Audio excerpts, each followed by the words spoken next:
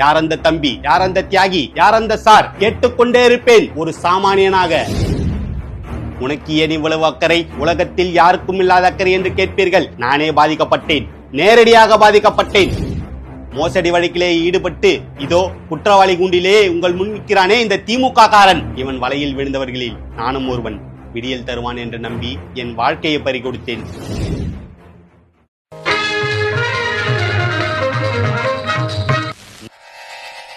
இந்த தமிழ்நாடு விசித்திரம் நிறைந்த பல ஊழல்களை சந்தித்திருக்கிறது. புதுமையான பல ஊழல்வாதிகளை கண்டிருக்கிறது. இந்த வழக்கு விசித்திரமும் அல்ல, வழக்காடும் நான் புதுமையான மனிதனும் அல்ல. வாழ்க்கை பாதையிலேயே சர்வசாதாரணமாக காணக்கூடிய சாதாரண சாமானியன் நான். முதலமைச்சரை கேள்வி கேட்டு குழப்பம் விளைவித்தேன். யார் அந்த சார், யார் அந்த தியாகி, வரிசையில் யார் அந்த தம்பி என்று போஸ்டர் ஒட்டினேன். குற்றம் சாட்டப்பட்டிருக்கிறேன். இப்படியெல்லாம் நீங்கள் எதிர்பார்ப்பீர்கள். நான் இதையெல்லாம் மறுக்கப் போகிறேன் என்று.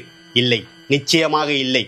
முதலமைச்சரை கேள்வி கேட்டு குழப்பம் விளைவித்தேன். ஊழலை அவர் ஒழித்து விடுவார் என்பதற்காக அல்ல. மக்களின் வரிப்பணம் ஊழலாக மாறி அவர் குடும்பத்தின் சொத்தாக உருவெடுத்து விடக் கூடாது என்று கூறத்தான். யார் அந்த சார், யார் அந்த தியாகி வரிசையில் யார் அந்த தம்பி என்று போஸ்டர் ஒட்டினேன். அவன் தம்பி என்பதற்காக அல்ல. தம்பி என்பவன் ஒரு சாமானியின் அடி வயிற்றை அடித்து தன் வயிற்றை வளர்த்து விடக் கூடாது என்பதற்காக. உனக்கு ஏன் இவ்வளவு அக்கறை? உலகத்தில் யாருக்கும் இல்லாத அக்கறை என்று கேட்பீர்கள். நானே பாதிக்கப்பட்டேன், நேரடியாக பாதிக்கப்பட்டேன். சுயநலம் என்பீர்கள். என் சுயநலத்தில் பொதுநலமும் கலந்திருக்கிறது.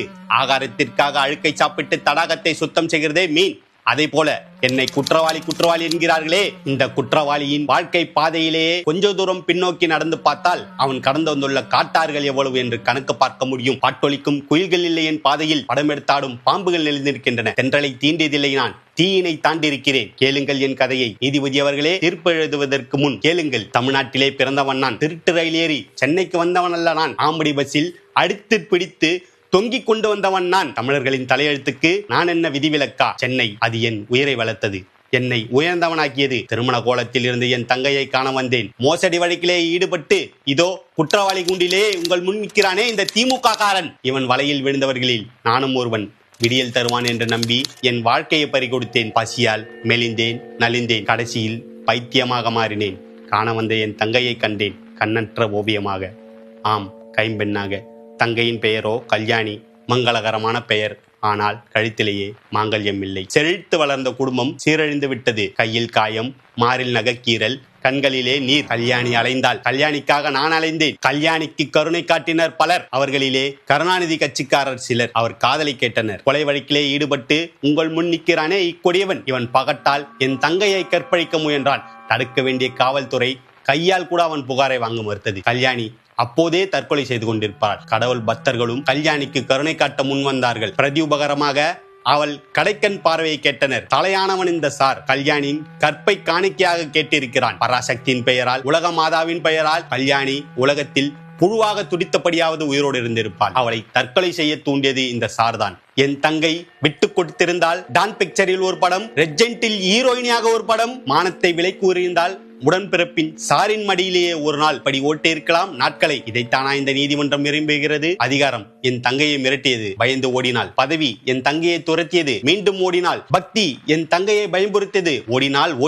வாழ்க்கையின் ஓரத்திற்கே ஓடினாள். அந்த ஓட்டத்தை தடுத்திருக்க வேண்டும், வாட்டத்தை போக்கியிருக்க வேண்டும். இந்த சட்டத்தை நீட்டுவோர் செய்தார்களா, வாழ விட்டார்களா என் கல்யாணியை? என் தங்கை கல்யாணி பாலியல் துன்புறுத்தல் தாங்காமல் தற்கொலை செய்து கொள்ள முயன்றது ஒரு குற்றம். நான் முதல்வரை கேள்வி கேட்டது ஒரு குற்றம். நான் யார் அந்த சார், யார் அந்த தியாகி, யார் அந்த தம்பி என்று வரிசையாக தமிழகம் முழுவதும் போஸ்டர் ஒட்டியது ஒரு குற்றம். இத்தனை குற்றங்களும் யார் காரணம்? கல்யாணியை கற்பழித்து அலைய விட்டது யார் குற்றம்? விதியின் குற்றமா, அல்லது விதியின் பெயரை சொல்லி வயிற்று வளர்க்கும் விடியலின் குற்றமா? பணத்தை பறிக்கும் கொள்ளை கூட்டத்தை வளர்த்து விட்டது யார் குற்றம்? பஞ்சத்தின் குற்றமா, அல்லது பஞ்சத்தை மஞ்சத்திற்கு வரவழைக்கும் திமுக காரனின் குற்றமா?